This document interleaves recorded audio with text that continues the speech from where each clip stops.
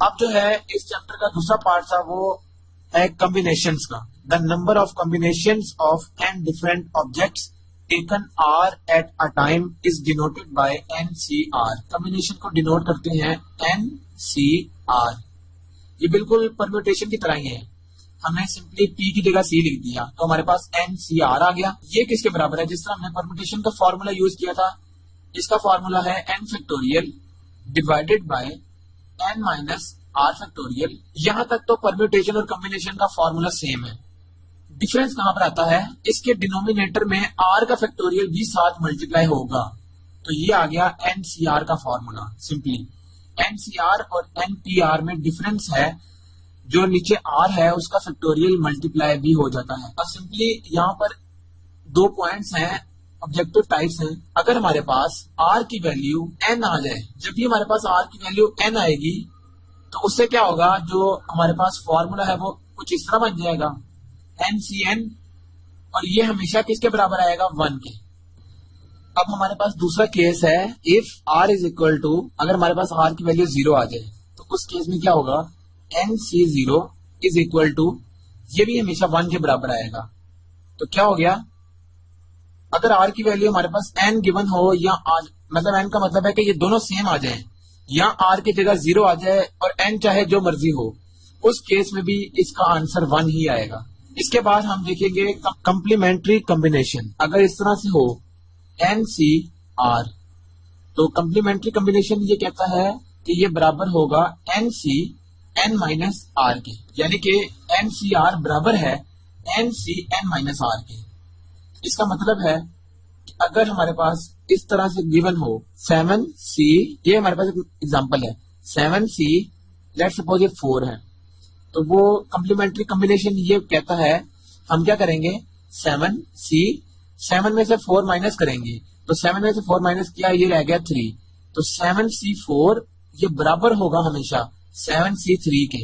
ये complementary combination, ये definition ये कहती है। इसके बाद एक इंपॉर्टेंट हमारे पास रिलेशन है। अगर हमारे पास इस तरह से गिवन हो n minus 1CR plus n minus 1CR minus 1, तो ये हमेशा बराबर होगा NCR के। इसका मतलब है कि अगर हमारे पास इस तरह से गिवन हो 10C, R कुछ भी हो, लेट सपोज 6 है, प्लस और इसके साथ ऐड हो रहा है 10C5, लेट सपोज इस तरह का हमारे पास कॉम्बिनेशन का रिलेशन है।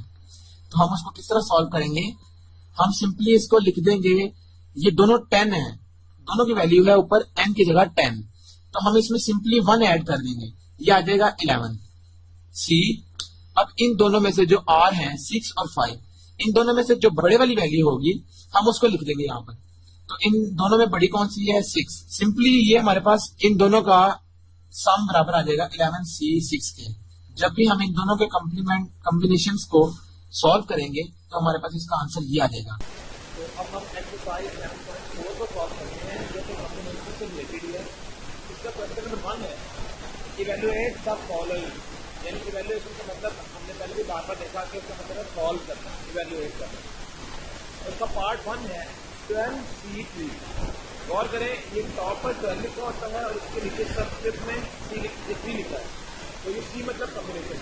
तो जब भी इस तरह का आएगा 12C3 इस फॉर्म में आने वाले क्वेश्चन को हम किस तरह सॉल्व करेंगे ये हम देख लेते हैं।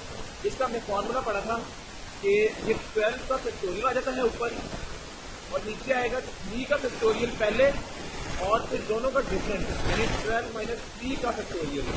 और हमें पता है ये फॉर्मूला इस तरह से था, n factorial over r factorial into n minus r का फैक्टोरियल। ये इसमें n था और ये 3 इसमें r है, तो इसकी मदद से हमने टोटल कर लिया। अब सिर्फ इसकी इवैल्यूएशन रहती है। ऊपर है 12 का फैक्टोरियल, यानी 12 इंटू 11 इंटू 10 इंटू 9 का फैक्टोरियल, इसको हम लिख देते हैं, सारा ऊपर ही करते हैं। ये किया, ये भी हम देख लेते हैं। और ये है 3 इंटू 2 इंटू 1, ये 3 का फैक्टोरियल मल्टीप्लाई है 12 माइनस 3 का मतलब है 9 का फैक्टोरियल। तो इस वजह से हमने ये 9 का फैक्टोरियल जैसा लिखा था ताकि ये कटिंग हो जाए। अब बचेगा क्या? ये है 3 इंटू 2, 3 से 6, तो 6 को अगर हम इससे काट दें तो ये 2 रह जाएगा। 2 इंटू 11 ये होता है 22 मल्टीप्लाई बाय 10, तो 220। ये आ गया इसका रिक्वायर्ड आंसर। तो हमने सिंपली ये देखना है कि हम किस फॉर्म तक उसको लेके जाएंगे ताकि इजीली कटिंग हो जाए और उसका आंसर आ जाए। तो हम कैलकुलेटर पर भी इसको लिख सकते हैं, तो कैलकुलेटर में भी इसकी मल्टीप्लिकेशन हो जाए। इसके बाद एक इंपॉर्टेंट क्वेश्चन है, question number 2, find the value of n where part 1 NC5 is equal to NC4। अब गौर करें, अभी दो हमारे पास इक्वालिटी या इक्वेशन की फॉर्म में आ गए। अब हमें n की वैल्यू निकालनी है। तो n की वैल्यू निकालने के लिए हमारे पास डिफरेंट मेथड्स हैं। हम ये भी कर सकते हैं कि जहां हम ये वाला फॉर्मूला अप्लाई करें लेफ्ट साइड पर भी, राइट साइड पर भी, और उसको आगे हम कंप्यूट करते जाएं और हमारा आंसर आ जाए। वो लेंथ की क्वेश्चन हो जाएगा उससे। अगर ये शॉर्ट क्वेश्चन में आता है तो हम इसको किस तरह से करते हैं, नॉर्मली ये शॉर्ट क्वेश्चन ही आता है। गौर करें, हमने एक फॉर्मूला पढ़ा था, एक फॉर्म पढ़ी थी। अगर हमारे पास NCR गिवन हो तो हम उसको क्या लिख सकते हैं, NC n-R, ये हम लिख सकते हैं। ये हमने पढ़ा था। अब गौर करें, जब हमने ये पढ़ा था तो ये चीज अगर हम लेफ्ट साइड की जगह पुट कर लें, गौर करें, लेफ्ट साइड की जगह अगर हम पुट करेंगे तो ये क्या बनेगा, ये NCR यानी NC5। तो R की जगह सिर्फ हमने 5 लिखना है, यानी NC n-5 equal to NC, और ये राइट साइड पर 4 है तो ये 4 आ जाएगा। अब गौर करें, हमने क्या किया, हमने सिर्फ लेफ्ट साइड पर ये वाली प्रॉपर्टी अप्लाई की। अब गौर करें, अब हमारे पास एक और प्रॉपर्टी थी, और वो क्या थी, वो प्रॉपर्टी ये थी कि अगर हमारे पास इस तरह से लिखा हो NC n-R और यहां लिखा हो NC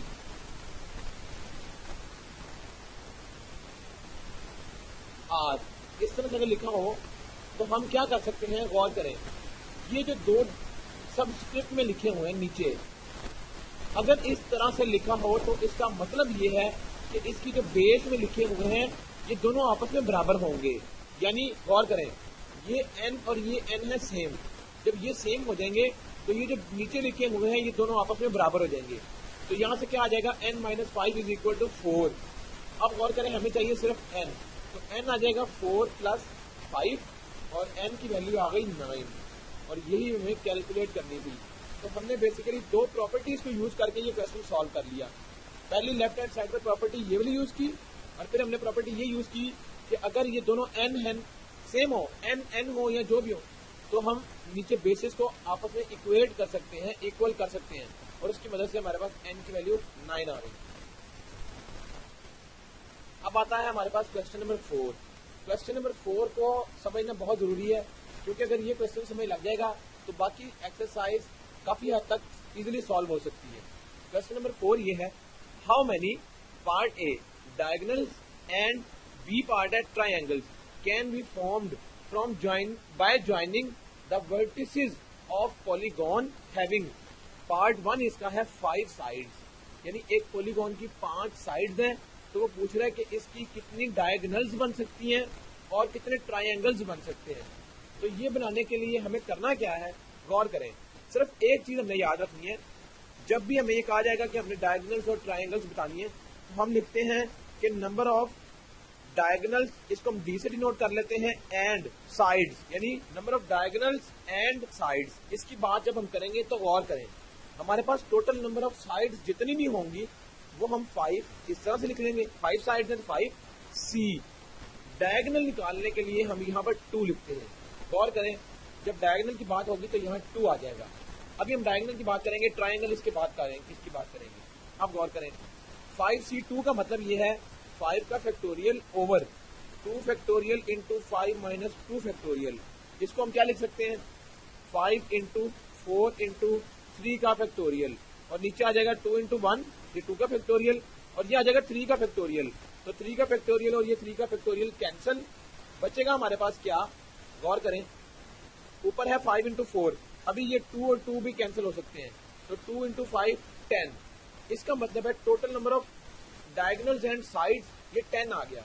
अब गौर करें, उसने हमें ये कहा था ये है total number of diagonals and sides, और उसने हमें 5 साइड्स दे दी है।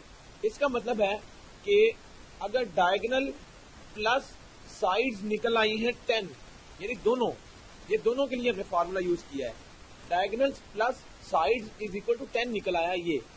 तो इसका मतलब है कि हमारे पास सिर्फ डायगोनल्स कितने होंगे, वो आ जाएगा 10 माइनस साइड्स, ये साइड्स माइनस हो जाएंगी यहाँ से, तो इसका मतलब है 10 माइनस ये है 5, तो आ गए 5 डायगोनल्स। गौर करेंगे हमने डायगोनल्स निकाल लिए। अब ए पार्ट तो हो गया, बी है ट्रायंगल्स। तो जिस तरह हमने डायगोनल्स की बात की थी, ट्रायंगल के लिए क्या होगा, नंबर ऑफ ट्रायंगल्स किस तरह निकालेंगे, टोटल साइड्स वो दोबारा 5 ही है, और इसकी बेस में अब हम ट्रायंगल जिसकी 3 साइड्स होती हैं, तो हमने यहाँ पर 3 लिख लिया। याद रखें जब डायगोनल निकालेंगे तो 2 लिखेंगे इसकी बेस में, जब ट्रायंगल निकालेंगे तो 3 लिखेंगे, क्योंकि ट्रायंगल की 3 साइड्स होती हैं। तो ये मिल लिया। जब इसको सॉल्व करेंगे तो 5 का factorial over 3 factorial into 5 minus 3 factorial, ये आ जाएगा 5 इंटू 4 इंटू 3 फैक्टोरियल, ये नीचे 3 फैक्टोरियल इंटू 2 फैक्टोरियल, 3 से 3 फैक्टोरियल कैंसिल हो जाएगा, और ये 2 फैक्टोरियल का मतलब है 2, ये 2 इस 4 के साथ जब कटेगा तो यहाँ 2 रह जाएगा, 5 इंटू 2 ये हमारे पास 10 आ गया। इसका मतलब है कि इसकी डायगोनल्स भी 5 आ गई, और साइड इसकी 5 थी, और इसकी ट्रायंगल्स टोटल कितनी निकल आई 10।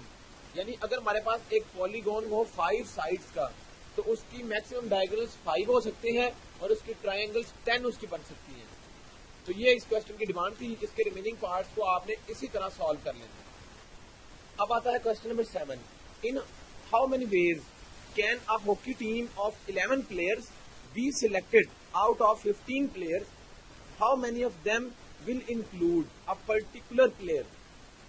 अब गौर करें, इस क्वेश्चन में हमने बात की है कि जब भी क्वेश्चन आएगा हमने सिर्फ उसके स्टेटमेंट को अच्छी तरह समझना है।